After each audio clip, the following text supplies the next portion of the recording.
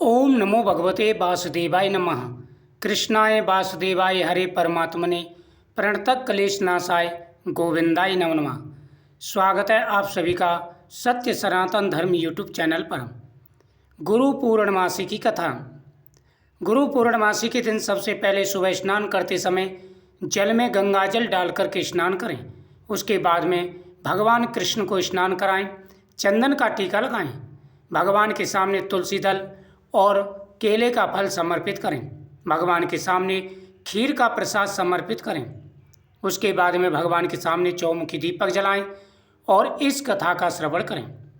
इस दिन अपने गुरुओं का पूजन भी किया जाता है और साथ ही साथ भगवान के मंत्रों का जाप किया जाता है। भगवान के सामने दीपक जला करके व्रत का संकल्प करें। प्रभु, आज मैं पूरे सच्चे मन से गुरु पूर्णिमा का व्रत करूंगी। आप मेरे ऊपर अपनी कृपा दृष्टि बनाए रखें।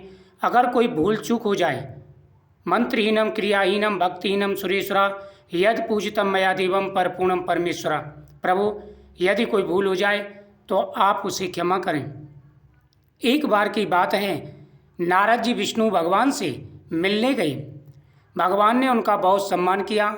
जब नारद जी वापस गए तो विष्णु जी ने कहा, हे लक्ष्मी, जिस स्थान पर नारद जी बैठे थे उस स्थान को गाय के गोबर से लीप दो। जब विष्णु जी की यह बात नारद जी ने सुनी, क्योंकि नारद जी उस समय बाहर ही खड़े थे, उन्होंने सुन लिया और वापस आ गए और विष्णु भगवान से पूछा, हे भगवान, जब मैं आया तो आपने मेरा सम्मान किया, पर मैं जा रहा हूँ तो आपने लक्ष्मी जी से ये क्यों कहा, जिस स्थान पर नारद जी बैठे थे उस स्थान को गोबर से लीप दो। भगवान ने नारद से कहा, मैंने आपका सम्मान इसलिए किया क्योंकि आप देव ऋषि हैं, और मैंने देवी लक्ष्मी से ऐसा इसलिए कहा क्योंकि आपका कोई गुरु नहीं है, आप निगुरे हैं। जिस स्थान पर कोई निगरा बैठ जाता है वह स्थान गंदा हो जाता है। यह सुनकर के नारद जी ने कहा, हे भगवान, आपकी बात सत्य है, पर मैं गुरु किसे बनाऊं। नारायण भगवान बोले, हे नारद, धरती पर चले जाओ, जो व्यक्ति सबसे पहले मिले उसे अपना गुरु मान लो। नारद जी ने प्रणाम किया और चले गए। जब नारद जी धरती पर आए तो उन्हें सबसे पहले एक मछली पकड़ने वाला एक मछुआरा मिला।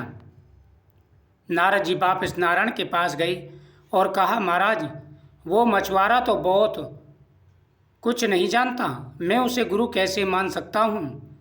यह सुनकर के भगवान ने कहा, हे नारद, अपना प्रण पूरा करो। नारद जी वापस आए और उस मछुआरे से कहा, मेरे गुरु बन जाओ। पहले तो मछुआरा नहीं माना, बाद में बहुत मानने से मान गया। मछुआरा को राजी करने के बाद नारद जी लौटकर भगवान के पास आए और कहा, हे भगवान, मेरे गुरु जी तो कुछ नहीं जानते, वे मुझे क्या सिखाएंगे। यह सुनकर के विष्णु जी को क्रोध आ गया और उन्होंने कहा, हे नारद, गुरु निंदा करते हो, जाओ, मैं आपको श्राप देता हूँ, आपको 84 लाख योनियों में घूमना पड़ेगा। यह सुनकर के नारद जी ने दोनों हाथ जोड़ करके कहा, हे भगवान, इस श्राप से बचने का उपाय बता दीजिए। नारायण ने कहा, इसका उपाय अपने गुरुदेव से पूछो। नारद जी ने सारी बात जाकर गुरुदेव को बताई। गुरुजी ने कहा, ऐसा करना, भगवान से कहना 84 लाख योनियों की तस्वीर धरती पर बना दे, फिर उस पर लेटकर गोल गोल घूम लेना और विष्णु भगवान से कहना कि 84 लाख योनियों में घूम आया हूँ, मुझे क्षमा कीजिए, आगे से गुरु निंदा नहीं करूँगा। नारद जी ने विष्णु जी के पास जाकर ऐसा ही किया। उनसे कहा, 84 लाख योनियाँ धरती पर बना दो, और फिर उन पर लेटकर घूम लिए और कहा, नारायण, मुझे क्षमा कर दीजिए, आगे से कभी गुरु निंदा नहीं करूँगा।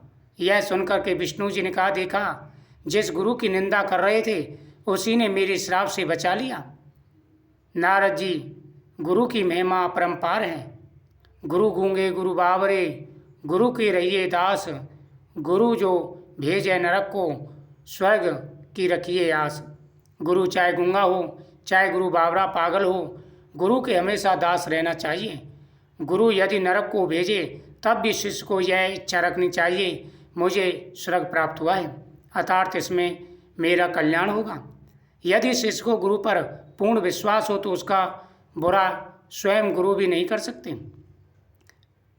इस प्रकार से विशेष रूप से गुरु पूर्णमासी पर गुरुओं का ध्यान किया जाता है।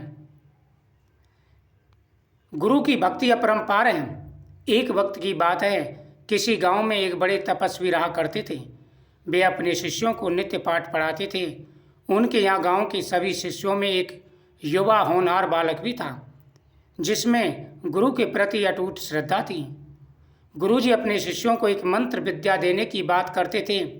जब शिष्य उनसे मंत्र पूछते तो वे कहते, वक्त आने पर आप सभी को बता दूंगा। क्योंकि वो दिन आ ही गया जब गुरुजी ने अपने शिष्यों से कहा, आज मैं आपको वो मंत्र दूंगा जिसकी आपको अगले 12 माह सिद्ध करनी है। गुरुजी ने सभी शिष्यों को मंत्र बता दिया, मगर उस दिन वह नवयुवक नहीं आया। अगले दिन जब उसे इस बात का पता चला, उसने पाया कि सभी साथी मंत्र सिद्ध करने में लगे हैं, वह अकेला बच गया है। वह भागा भागा गुरुजी के पास गया और उन्हें सारी घटना बताई। गुरुजी ने कहा, इसमें मेरी गलती नहीं है। आप नहीं आए थे उस टाइम जब मैंने सभी शिष्यों को मंत्र दिया था। अब अगले वक्त का इंतजार करिए। वह नवयुवक ऐसे ही मानने वाला नहीं था। सुबह शाम सोते जागते नहाते धोते गुरुजी के पीछे लगा ही रहता और मंत्र मांगता। एक दिन गुरुजी जंगल में निमृत होने के लिए निकले। वह भी उनके पीछे पीछे भागा और मंत्र मांगने लगा। गुरुजी भी तंग आ गए।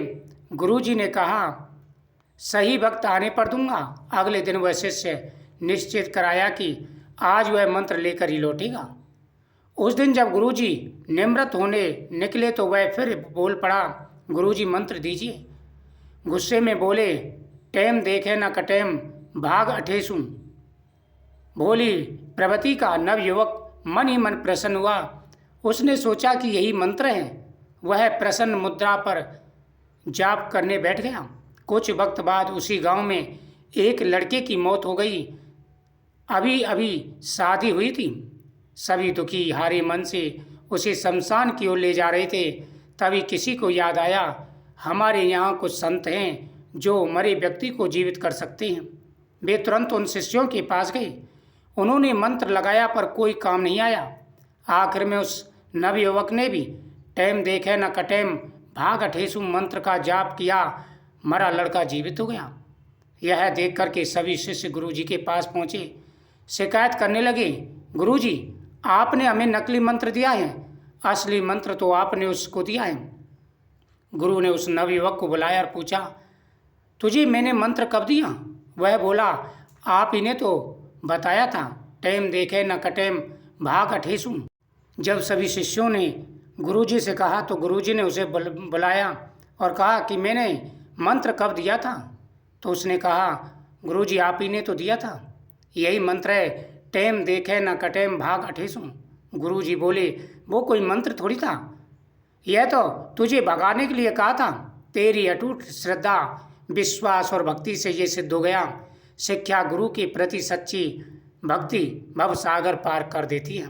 गुरु जो भी मंत्र दे उस पर पूर्ण विश्वास रखना चाहिए। जो भी सच्चे मन से गुरु के पर आस्था रखता है उनकी हर मनोकामना पूरी हो जाती है। जीवन में बड़े से बड़े कष्ट दूर हो जाते हैं। गुरु पूर्णिमा का पर्व मनाने के पीछे मुख्य कारण है महर्षि वेदव्यास का जन्म। महर्षि वेदव्यास भगवान विष्णु के अंश के रूप में धरती पर आए थे। उनके पिता का नाम ऋषि पाराशर और माता सत्यवती थी।